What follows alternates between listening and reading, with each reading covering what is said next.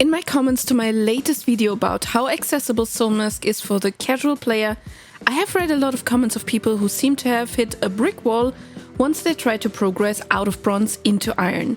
So let's talk about the easiest way to do it. I partially already did it in another video, but as it is not explicitly about entering iron gear, I'm pretty sure many of you have not seen it yet, so let's have a good look at it. Iron tier is probably the tier you will stay in the longest in the game, as it not only provides you with a decent quality tiered armor and weapons, but also because the first boss armor set is going to be at least iron, and it extends the time until you actually hit steel.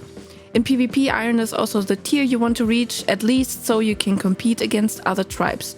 Good quality iron stuff is important to get. So how do we get iron tier? To even be able to learn and craft iron armor, you need to be awareness strength 35.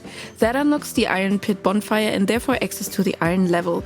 Iron tools and also iron weapons will be awareness strength 35 and iron armor awareness strength 36. To make iron ingots, you need to learn the blast furnace technique, since you can't make the iron in the normal furnace you already built for your bronze gear.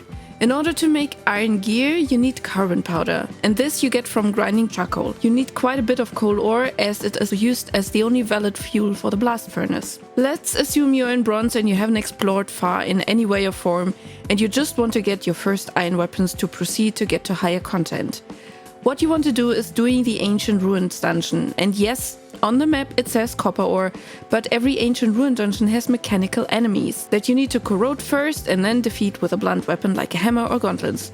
No worries, in this dungeon you get the corrosion tanks from the human enemies in the beginning, so collect those so you can use them in the dungeon. All of these mechanical enemies drop iron chunks as they are made from iron.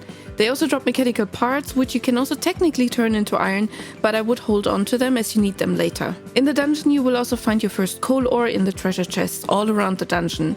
And this is how you get your first iron cooking for weapons. With iron weapons you can then start running this dungeon even quicker. You will get the mysterious table to respawn your NPCs there, as well as the portals, so it's always good to run this dungeon because it's like one of the easiest. Once you're geared up nicely in iron, you can then kill the frog boss, which makes you understand how the poison management works in this game. By the time you then even have a poison fang NPC as your player character, which makes you more immune to poison damage. Then you can move on to this place here, yet another Ancient Ruins dungeon. It is poison filled, so don't bring your mount in here and let it wait outside, but it also is iron filled. The whole cave way down to the ancient ruin is filled with iron ore, which you can farm en masse. Maybe even bring an iron pickaxe. You can also do the ancient ruin dungeon itself if you want to get more coal ore and more iron chunks. Since the coal ore from this place might not be enough anymore, and you anyway want to progress to the ape arena soon, there are some coal mines you can visit to stock up with coal ore. Basically all the pits around the monkey arena here is where you can farm coal ore after defeating animals or NPCs that guard them. Coal ore is, by the way, also the best fuel for your bonfires later, as it's 3 times more effective as charcoal, so you can stay away from places for longer and minimize your upkeep requirements. Once you have access to the coal ore and the iron mines, you should be fine with getting enough iron for every craft you need.